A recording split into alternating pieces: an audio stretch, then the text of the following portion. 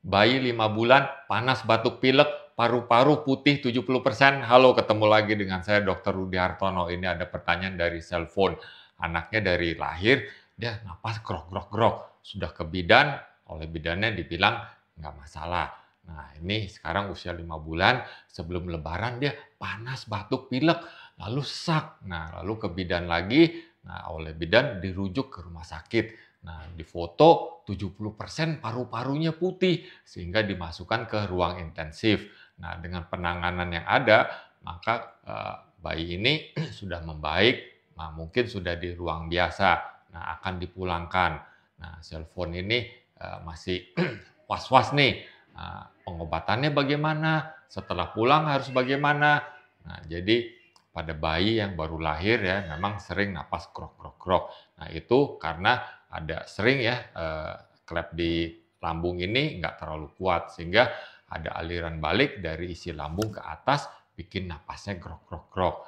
Nah, selama pertumbuhannya bagus, ya itu tidak perlu obat, hanya perlu setiap kali kasih minum dipangku, sendawakan lebih lama lagi, taruh di tempat tidur, posisi kepala lebih tinggi. Nah, kecuali kalau pertumbuhannya terganggu, baru dikasih obat. Nah, ini yang masalah panas, batuk, pilek, sehingga paru-parunya 70% putih, nah itu merupakan suatu hal kegawat daruratan.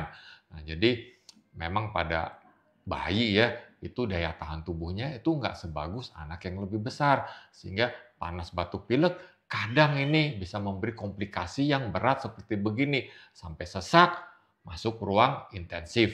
Nah, bagus ini dokternya, penanganannya sudah bagus sehingga proses penyembuhannya juga lebih cepat lagi. Nah, jadi selama proses ini kan ada infeksi di paru-paru ya, kemungkinan bronkopneumonia. Nah, jadi umumnya kalau kondisi yang berat ini kita kasih 2 macam antibiotik injeksi untuk membasmi kuman-kuman sehingga proses penyembuhannya menjadi lebih cepat lagi.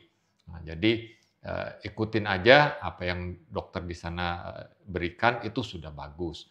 Nah, setelah dia udah membaik, udah boleh pulang, biasanya kita kasih antibiotik oral lagi untuk eee, menjaga agar eee, kuman-kuman yang sudah mau mati itu terberantas, terbasmi dengan baik, sehingga ke depannya tidak menimbulkan masalah lagi.